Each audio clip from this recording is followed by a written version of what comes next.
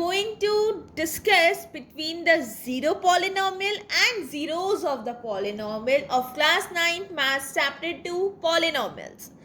बहुत ज़्यादा confusion create करते हैं ये ज़ीरो पॉलिनॉमियल और ज़ीरोज़ ऑफ द पॉलिनॉमियल. अरे नाम तो सेम सेम है. अब ज़ीरो पॉलिनॉमियल उनको हम कभी कभी ये भी कह देते हैं ज़ीरो ऑफ द पॉलिनॉमियल. अब ज़ीरो ऑफ द पॉलिनॉमियल या ज़ीरो पॉलिनॉमियल या फिर ज़ीरोज़ ऑफ द पॉलिनॉमियल, मैं तो बोलते बोलते ही कन्फ्यूज़ हो गई. अरे कौन सा बोलना था, है ना. बड़े कंफ्यूजिंग नेम्स हैं, ये इतना परेशान करते हैं. तो इनको आज हम इनका डिफरेंस सीखेंगे कि ज़ीरो पॉलिनॉमियल में क्या फ़र्क है और ज़ीरोज़ ऑफ द पॉलिनॉमियल में क्या फ़र्क है. क्लियर वर्ड्स में बताऊं तो बहुत ध्यान से समझना. देखो, एक होता है ज़ीरो पॉलिनॉमियल. ज़ीरो पॉलिनॉमियल के कुछ अपने रूल्स होते हैं और ज़ीरोज़ ऑफ द पॉलिनॉमियल अलग होता है. देखो, ये जो ज़ीरो पॉलिनॉमियल होता है ना, इसका मतलब ये होता है कि कोई भी एक पॉलिनॉमियल जिसका कोई भी टर्म आ रहा हो उसको ना नाम दे दिया ज़ीरो. कि मतलब अगर कहा जाता है आपको ज़ीरो पॉलिनॉमियल फाइंड करना है, ज़ीरो पॉलिनॉमियल हमेशा फाइंड करने के लिए आता है कि find the zero of the polynomial. इस पॉलिनॉमियल का ज़ीरो निकालो.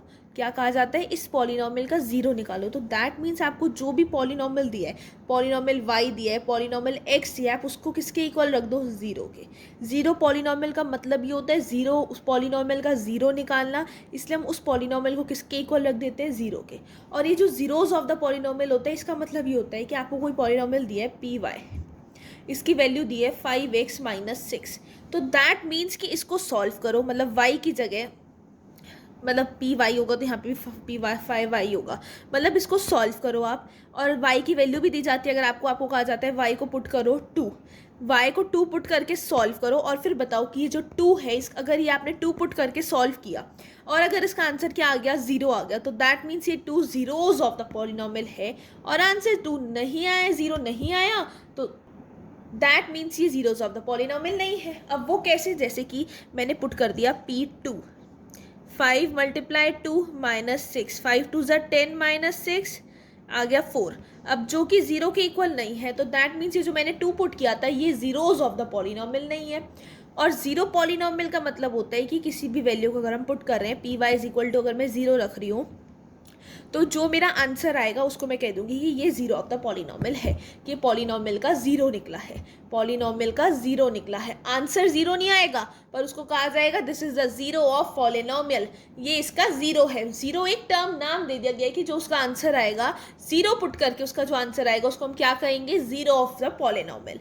क्योंकि हम उसको वैल्यू को किसके इक्वल पुट करते हैं, ज़ीरो के, इसलिए हम इसको कहते हैं ज़ीरो पॉलिनॉमियल. और अगर इसमें आंसर हमारा ज़ीरो आता है तो ये कहलाता है ज़ीरोज़ ऑफ द पॉलिनॉमियल. और अगर आंसर ज़ीरो नहीं आता तो ये हो जाता है this is not the zeros of polynomial. अब जैसे इसका आंसर ज़ीरो नहीं आया तो that means 2 is not the zeros of the polynomial. अब इसका आंसर, अगर मैंने इसको सॉल्व करके कुछ भी आंसर आया, 4 आंसर आ गया, कोई भी अगर आपको क्वेश्चन दिया जाए तो मैं कह दूंगी 4 is the zero polynomial, 4 is the zero of polynomial. 4 zero है पॉलिनॉमियल का, आंसर निकल गया. यही डिफरेंस है कि अगर कहीं ज़ीरो पॉलिनॉमियल आता है और ज़ीरोज़ ऑफ द पॉलिनॉमियल आता है. पहचान क्या है, आपको हमेशा कहा जाएगा कि आपको निकालना है zeros of the polynomial. Verify करो कि ये ज़ीरोज़ ऑफ द पॉलिनॉमियल है या नहीं. और जहाँ ज़ीरो होगा means find the zero of the polynomial, तो वहाँ पे आपको ज़ीरो के इक्वल पुट करना होगा. और जहाँ ज़ीरोज़ ऑफ पॉलिनॉमियल होगा मतलब वहाँ पे आपको आंसर ही ज़ीरो चाहिए. वहाँ पे आपको जो भी आप सॉल्व करोगे तो आपका आंसर क्या आना चाहिए, ज़ीरो आना चाहिए. ये बहुत छोटा सा डिफरेंस है लेकिन बहुत कंफ्यूजिंग कंसेप्ट है. आई होप कि आपको भी अच्छे से समझ में आ गया हो. कोई भी क्वेरी है मुझे फटाफट कमेंट करके ज़रूर बताना. लाइक शेयर और सब्सक्राइब करना मत भूलना. Thank you.